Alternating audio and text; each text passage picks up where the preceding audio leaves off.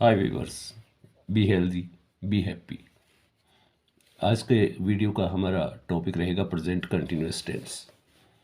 इससे पहले हमने present simple, past simple, future simple या यूँ कहिए present indefinite, past indefinite, future indefinite tenses को पढ़ा, देखा। अब बारी है प्रेजेंट कंटिन्यूअस, उसके बाद पास्ट कंटिन्यूअस, उसके बाद फ्यूचर कंटिन्यूअस, फिर परफेक्ट टेंसेज और फिर परफेक्ट कंटिन्यूअस टेंसेज। इस तरह से हम इस श्रृंखला में सारे टेंसेज के वीडियोस करेंगे, बनाएंगे।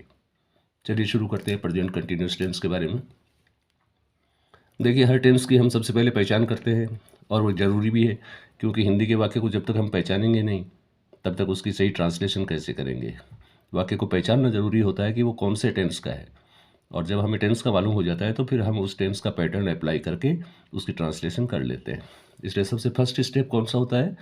हिंदी वाक्य को पहचानना कि वो वाक्य किस टेंस का है।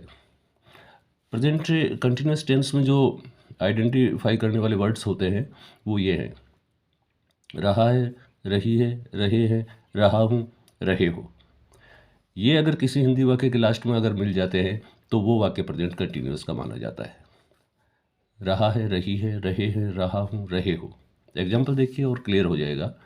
सुनीता खाना पका रही है, लास्ट में रही है, इसलिए प्रेजेंट कंटिन्यूअस का वाक्य है। मैं कपड़े धो रहा हूँ, लास्ट में क्या है? रहा हूँ, इसलिए प्रेजेंट कंटिन्यूअस का है। तुम पुस्तक पढ़ रहे हो, लास्ट में क्या आया है? रहे हो, प्रेजेंट कंटिन्यूअस का है। छात्र फुटबॉल खेल रहे हैं, लास्ट में रहे हैं, ये देखिए, ये रहे हैं, ये रहा, प्रेजेंट कंटिन्यूअस का है। मयंक टीवी देख रहा है आ गया, ये रहा है, प्रेजेंट कंटिन्यूअस का वाक्य है। अब इनके ट्रांसलेशन देखते हैं, क्या ट्रांसलेशन होती है इनकी। सुनीता खाना पका रही है, सुनीता इज कुकिंग फूड। मैं कपड़े धो रहा हूँ, आई एम वॉशिंग क्लॉथ्स।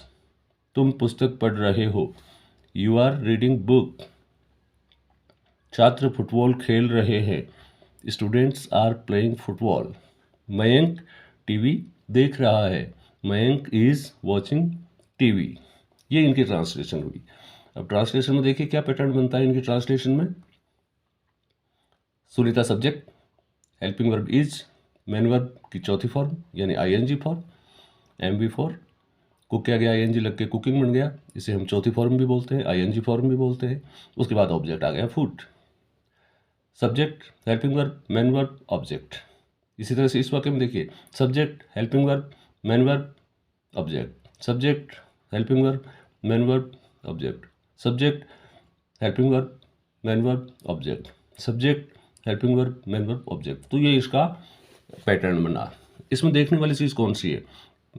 ये पैटर्न तो यही होता है, हर एक जो एफर्मेटिव सेंटेंस होता है, एसर्टिव सेंटेंस का जो कथन का जो सकारात्मक वाक्य होता है, उसका पैटर्न सभी टेंसेज में यही बनता है। तो इसमें क्या है, हमें देखना क्या है, ये जो हेल्पिंग वर्ब इसमें कौन सी काम आ रही है? Is, am, are. ये तीन हेल्पिंग वर्ब हैं जो प्रेजेंट कंटिन्यूअस में काम में आती है। और मेन वर्ब की फॉर्म का ध्यान रखना है, मेन वर्ब की इसमें आईएनजी फॉर्म लगती है प्रेजेंट कंटिन्यूअस में, आईएनजी फॉर्म। पास्ट कंटिन्यूअस में भी वैसे आईएनजी लगेगी, फ्यूचर कंटिन्यूअस में भी आईएनजी लगेगी मेन वर्ब की। ये बदलेगी, हेल्पिंग वर्ब्स हैं ये चेंज हो जाएंगी। एडवर्ब्स देखिए, इससे जो प्रेजेंट कंटिन्यूअस में ज़्यादातर मोस्टली ये अक्सर काम में आती है। Now, at this time, these days, ये वाली टाइम एडवर्ब्स हैं वो प्रेजेंट कंटिन्यूअस टेंस में काम आती हैं अक्सर। अब चलिए पैटर्न के ऊपर अपन डिटेल में देख लेते हैं। सेंटेंस स्ट्रक्चर या पैटर्न। सबसे पहले हम एसर्टिव सेंटेंस यानी कथन के पैटर्न देखते हैं।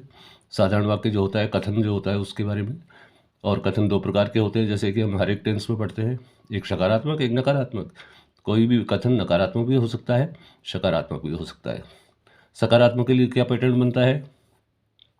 सब्जेक्ट, उसके बाद में is, are, am, helping verb, इनमें से एक लगेगी। इज लगेगी सिंगुलर सब्जेक्ट के साथ में, और ये आपकी आर लगेगी प्लूरल सब्जेक्ट के साथ में, और एम लगेगी आई के साथ में। ये हेल्पिंग वर्ब है, इनमें से एक हेल्पिंग वर्ब लग जाएगी, और मेन वर्ब की फोर्थ फॉर्म, चौथी फॉर्म यानी आईएनजी फॉर्म। फिर ऑब्जेक्ट आ जाएगा, उसके बाद अदर वर्ड्स आ जाते हैं। यही पैटर्न बनता है इसका, एसर्टिव का, एफर्मेटिव का, चाहे कोई सा भी टेंस हो। सिर्फ प्रेजेंट टेंस का जो एफर्मेटिव होता है और पास्ट टेंस का जो एफर्मेटिव होता है उसमें हम हेल्पिंग वर्ब नहीं लगाते। बाकी सारे टेंस जो बाकी के 10 टेंस हैं उन सब में हेल्पिंग वर्ब लगेगी, उसके बाद मेन वर्ब आएगी एफर्मेटिव में।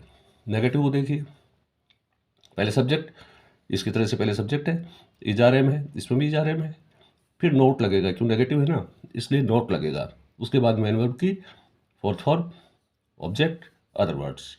डिफरेंस क्या है, नोट और लग गया क्योंकि नकारात्मक था, तो नेगेटिव में हम नोट और लगा देते हैं मेन वर्ब से पहले।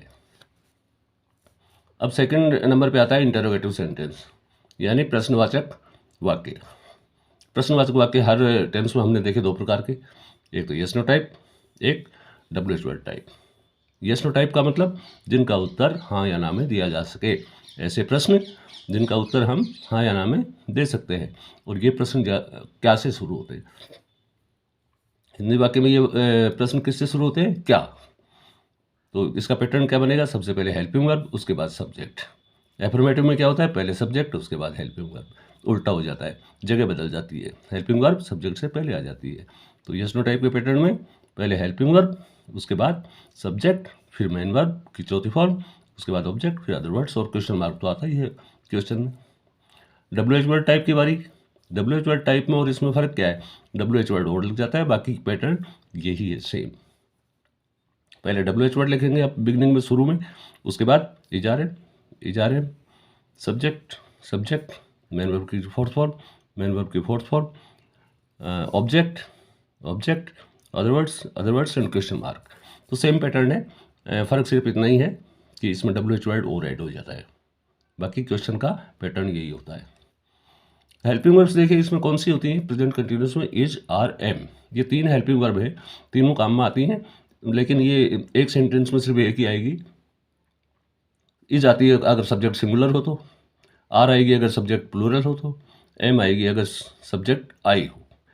और मैन वर्ब की कौन सी form, fourth form, M for main, V for verb, four means fourth form, इसको ING फॉर्म भी बोलते हैं।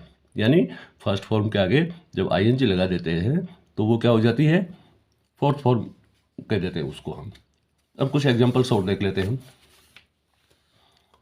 देखिए वह फुटबॉल खेल रहा है। सबसे पहला स्टेप हमारा क्या है, वाक्य को पहचानेंगे कौन से टेंस का है, वाक्य टेंस से सब रहा है आ गया, इसका मतलब कंटिन्यूस का, प्रेजेंट कंटिन्यूस का है।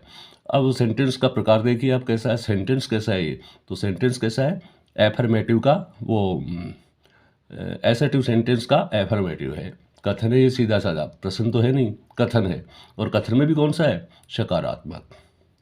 तो इसका सकारात्मक वाला पैटर्न लगा देंगे, पहले सब्जेक्ट, फिर हेल्पिंग वर्ब, फिर मेन वर्ब की चौथी फॉर्म, उसके बाद object, he is playing football. दूसरा सेंटेंस है वह फुटबॉल नहीं खेल रहा। अब इस वाक्य को पहचानो, इसमें नहीं आ गया, नेगेटिव है तो ये भी कथन ही, क्योंकि आगे क्वेश्चन नहीं है, ये भी एक साधारण वाक्य है, कथन ही है, लेकिन ये नेगेटिव है। ये तो था एफर्मेटिव, ये है नेगेटिव। तो नेगेटिव में जैसे कि हमने पढ़ा था, नोट और लगा देंगे, बाकी तो वही पैटर्न, सब्जेक्ट, हेल्पिंग वर्ब, ये नोट लग गया, मेन वर्ब की चौथी फॉर्म, ऑब्जेक्ट। नेक्स्ट देखिए, हम बाजार जा रहे हैं, लास्ट में रहे हैं आ गया, प्रेजेंट कंटिन्यूस है साहब, प्रेजेंट कंटिन्यूस का पैटर्न अप्लाई करेंगे हम, और वाक्य वो साधारण सकारात्मक, यानी एसर्टिव का एफर्मेटिव, तो वही पैटर्न लग गया, subject, helping verb, main verb, और आगे ये अदर वर्ड्स, ये टू मार्केट। हम बाजार नहीं जा रहे हैं, we are not going to market, subject, helping verb, negative नहीं था इसलिए नोट लग गया, और मेन वर्ब की चौथी फॉर्म। क्या हम बाजार जा रहे हैं आ गया, इसलिए प्रेजेंट कंटिन्यूस का है। और वाक्य कैसा है, कौन सा है, किस प्रकार का है, क्वेश्चन है सब आगे, क्वेश्चन मार्क, इसका मतलब क्वेश्चन है। क्वेश्चन कौन सा है, क्या पहले है, तो यस नो टाइप है, क्या पहले है इसलिए यस नो टाइप है। तो यस नो टाइप का पैटर्न क्या होता है, पहले हेल्पिंग वर्ब, फिर सब्जेक्ट, उसके बाद मेन वर्ब।